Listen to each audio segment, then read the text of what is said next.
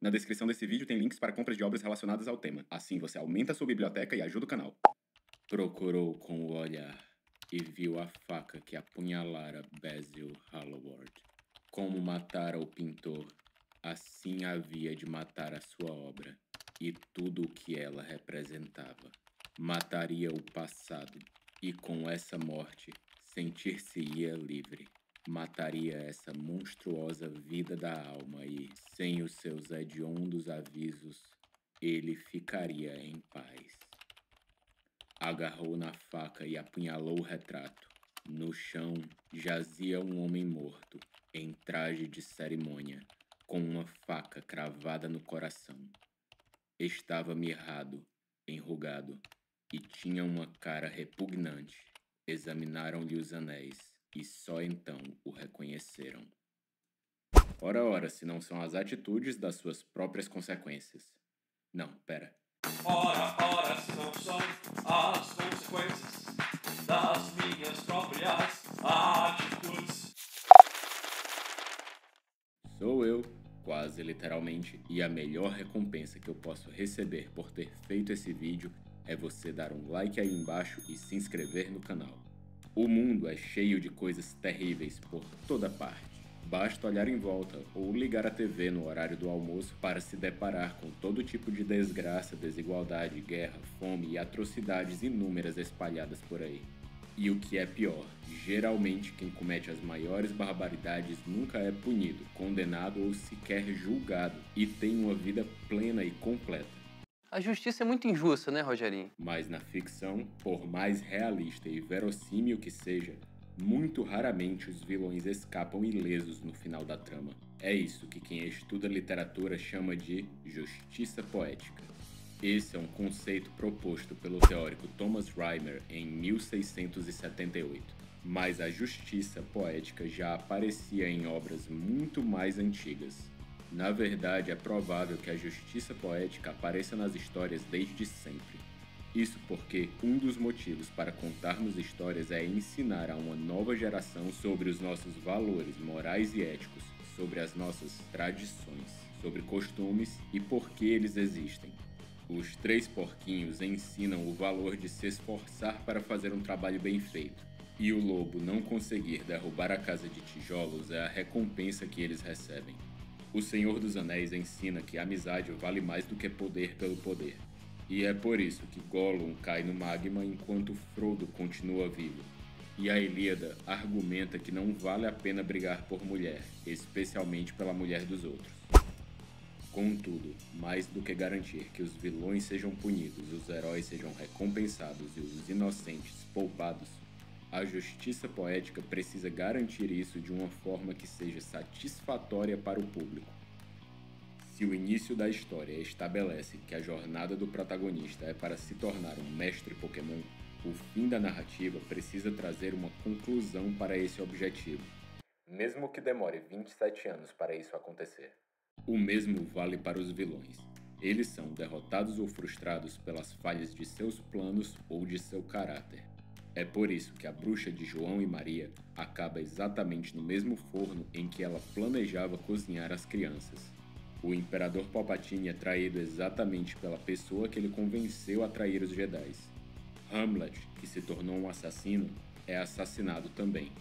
E Viserys, em As Crônicas de Gelo e Fogo, fala tanto que quer a sua coroa de ouro e está disposto a tudo para tê-la, que acaba recebendo um outro tipo de Golden Shower.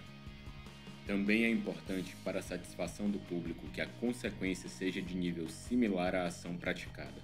Se um personagem passou meses e meses treinando para um campeonato de dança, o público só vai estar satisfeito se o personagem pelo menos se sair bem no concurso, mesmo que ele não ganhe. Se ele ganha sem ter se esforçado, parece imerecido. Se ele é desclassificado mesmo antes de começar o torneio, parece que todo aquele esforço foi em vão e a gente acompanhou a história para nada. E, como eu disse, o mesmo vale para as punições dos antagonistas. Um ladrão geralmente vai ser preso, enquanto um assassino pode ser morto, sobretudo se for de uma forma honrada e em combate. Óbvio que nem todo público vai sempre concordar se a punição foi adequada ou não. E para certos atos vilanescos, talvez nem a morte seja considerado bastante. Sofra! Sofra, filho da p...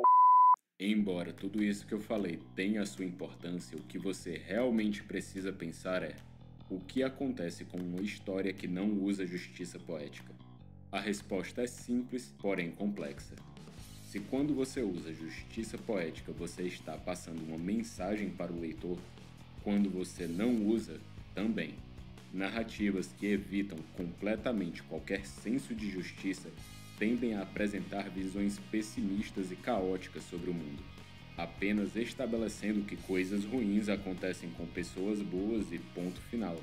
O objetivo dessas obras, por vezes, é apresentar um mundo mais desesperançoso e com tons de cinzas mais escuros.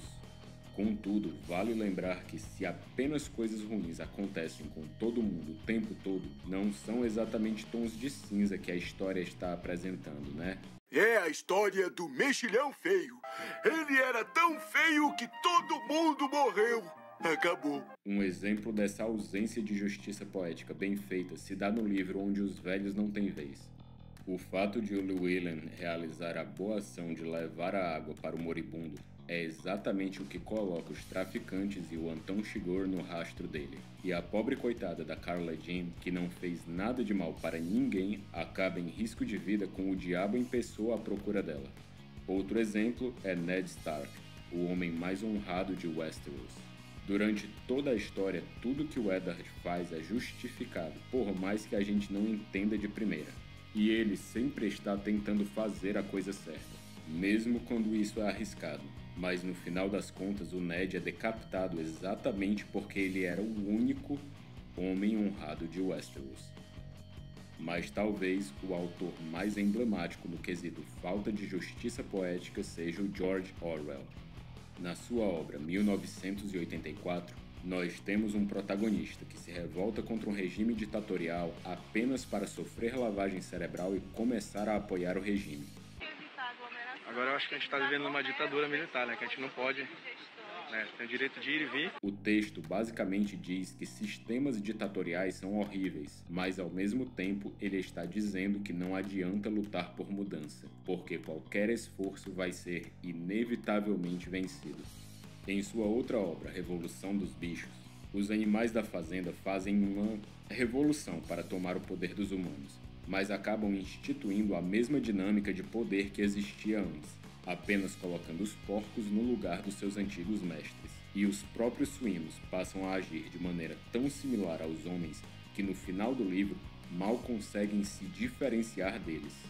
Em suma, o livro argumenta que qualquer revolução é destinada a acabar no mesmo lugar que tudo começou, com os mesmos problemas que causaram ela para começo de história. Isso é uma mensagem que a narrativa está passando, e de maneira muito efetiva, mas não é necessariamente verdade. Porque é isso que as histórias fazem. Elas querem te dizer alguma coisa da visão de mundo do autor, ou da CIA. Contudo, se você analisar a história da humanidade, você vai ver um monte de revoluções que deram certo, impérios que caíram e se ergueram, que mudaram as vidas das pessoas. Tudo pode mudar. Tudo, invariavelmente, muda. Então começa uma nova história. E por que na thumbnail desse vídeo está dizendo que aqui contém ironia se eu não expliquei nada sobre ironia? Quase, você me enganou, não! Na verdade não, porque justiça poética também é chamada de ironia poética em diversos estudos da literatura, narratologia e afins, basicamente aplicando o conceito de ironia às consequências das ações dos personagens em um determinado texto. E se você não sabe exatamente o conceito de ironia, eu posso explicar em um outro vídeo, porque esse é um assunto legal demais para ser só citado de passagem assim. E se você é uma pessoa justa de verdade, deixe o seu comentário aqui embaixo dizendo que vilão teve o destino com mais justiça poética na sua opinião, porque eu vou ler e dar uma nota para todos os comentários aqui embaixo e a gente vai se tornar quase amigos.